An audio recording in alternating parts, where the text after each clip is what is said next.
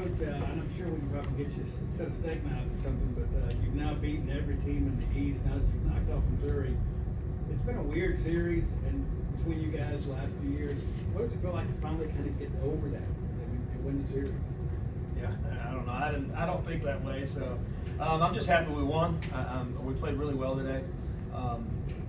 We're able to expand that game, and yeah, beating Missouri is great.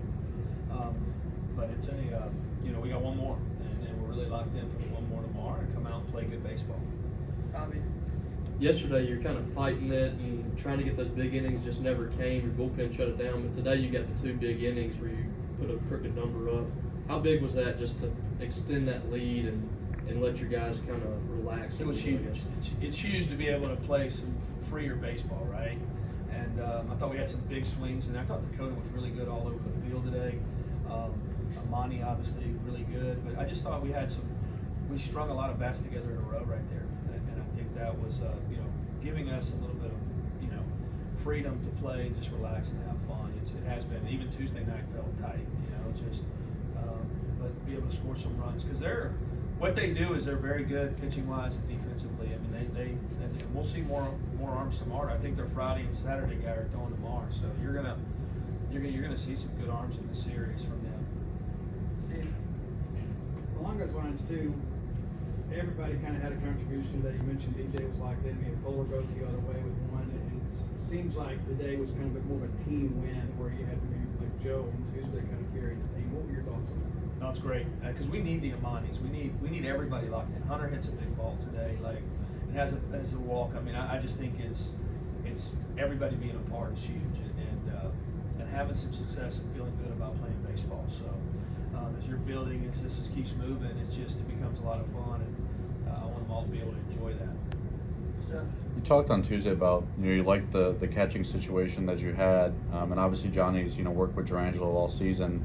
What's the communication, I guess, kind of like with them? How much chemistry do they have, and how much of that is Parker? How much is Johnny? Like, who's kind of going through the communication there? Probably a three-headed monster.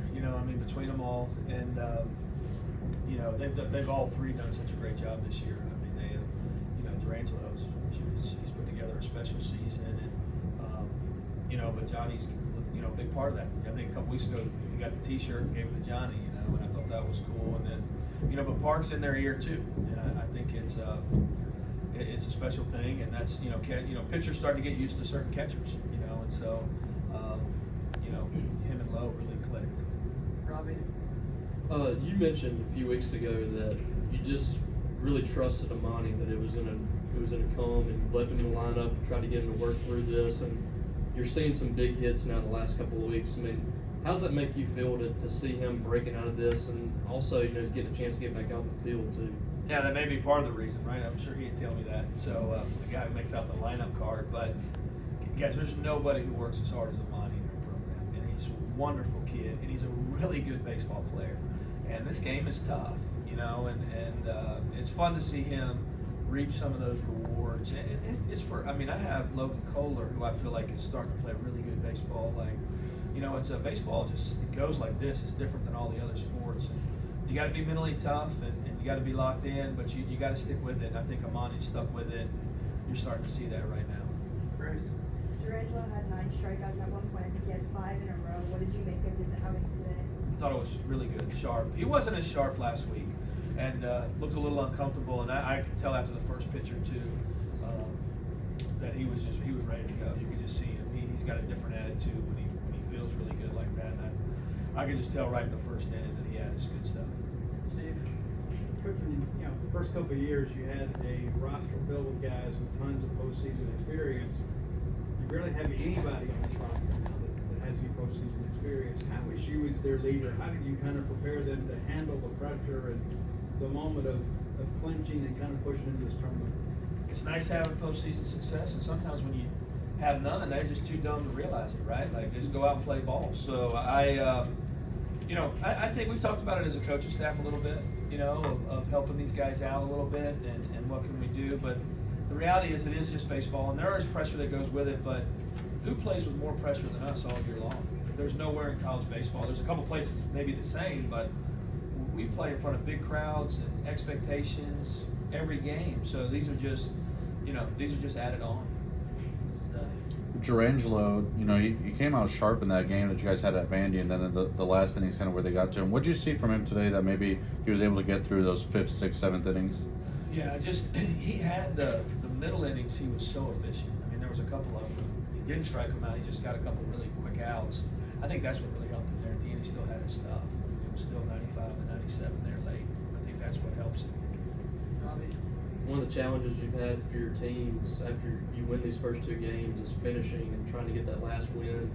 I don't know if you'll know for sure until tomorrow, but what's kind of your read on your team going into game 3 tomorrow? Well, we talked about it's the last game of the season, and it's an important one. We're still playing for stuff. We're still playing for seeding, for hosting, for all those type of things. I just, I challenge them to come out. I told them they have some of their better arms still left. They're going to come out and try to play good, and we have to take it from them. And that's in this league, it's just so hard when you do sweep. That's why you see a lot of teams get 2 and give back 1, but they're locked in. I mean, they know how big tomorrow's game is, and they'll be ready to go. David. I think Durangelo, just watching, he did seem to use his curveball a whole lot. Just it's so free and easy and smooth. His slide was really great.